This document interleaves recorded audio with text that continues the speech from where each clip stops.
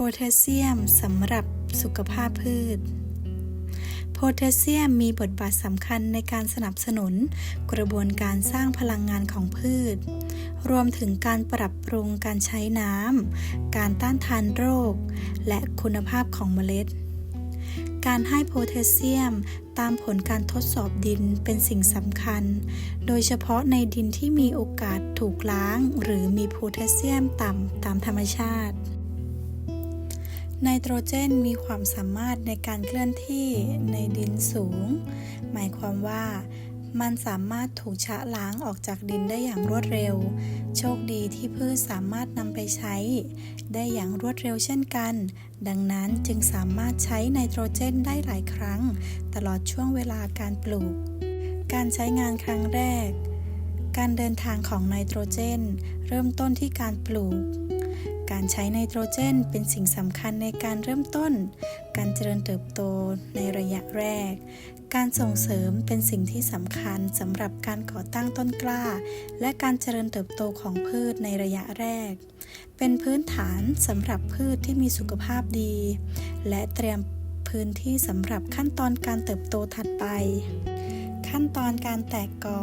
เมื่อข้าวเริ่มแตกกอการใช้ไนโตรเจนอีกครั้งเป็นเรื่องที่ดีขั้นตอนนี้เป็นช่วงเวลาของการเจริญเติบโตที่แข็งแรงซึ่งพืชเริ่มพัฒนาต้นอ่อนเพิ่มเติมการให้ไนโตรเจนที่เพียงพอในช่วงนี้ช่วยสนับสนุนการพัฒนานี้นำไปสู่การสร้างที่มากขึ้นและอาจนำไปสู่การมีตำแหน่งเมล็ดที่เพิ่มขึ้นขั้นตอนการเริ่มต้นของฟักการใช้ไนโตรเจนครั้งสุดท้ายควรจะทำก่อนการเริ่มต้นของฟักซึ่งเป็นขั้นตอนสำคัญเมื่อพืชข้าวเริ่มสร้างโครงสร้างที่จะออกเมล็ดในที่สุดการสนับสนุนไนโตรเจนอย่างเหมาะสมในขณะนี้ช่วยให้กระบวนการนี้และช่วยการเติบโตของเมล็ดดีส่งผลต่อผลผลิตและคุณภาพการจัดการการขาดแคลนการตรวจสอบเป็นกุญแจหากการทดสอบดินเผยให้เห็นถึงการขาดแคลนไนโตรเจนการเพิ่มส่วนประกอบของไนโตรเจนสูงถึง 20% เหนืออัตราที่แนะนำสามารถช่วยเสริมการเติบโตของพืชในขั้นตอนเหล่านี้ได้มันเป็นสมดุลที่ละเอียดอ่อนที่ต้องรักษาเพื่อให้พืชมีไนโตรเจนเพียงพอโดยไม่เกินขนาดฟอสฟอรัสและการพัฒนารากฟอสฟอรัสเป็นส่วนสำคัญตั้งแต่เริ่มต้นสำคัญสำหรับการพัฒนารากและความแข็งแรงของพืชโดยรวมการให้ฟอสฟอรัสที่เหมาะสมในขั้นตอนการปลูกไม่เพียงแต่เสริมรากที่แข็งแรงแต่ยังสนับสนุนเส้นทางการเติบโตของพืชโพแทสเซียมสำหรับสุขภาพพืชโพแทสเซียมมีบทบาทสำคัญในการสนับสนุนกระบวนการสร้างพลังงานของพืชรวมถึงการปรับปรุงการใช้น้ำการต้านทานโรคและคุณภาพของเมล็ดการให้โพแทสเซียมตามผลการทดสอบดินเป็นสิ่งสำคัญ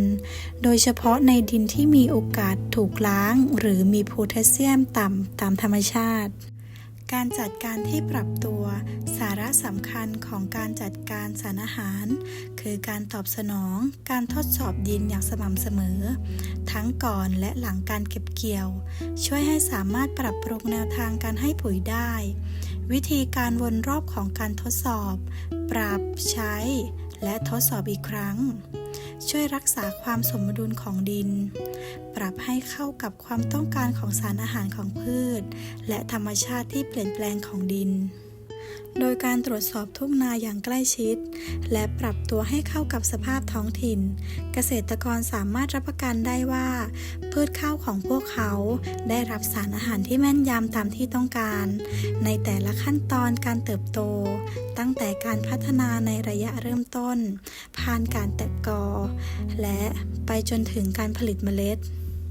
ไม่เพียงแต่ช่วยเพิ่มผลผลิตแต่ยังเสริมความยั่งยืนในการปฏิบัติการเกษตรรักษาสุขภาพดินสำหรับฤดูกาลการปลูกในอนาคต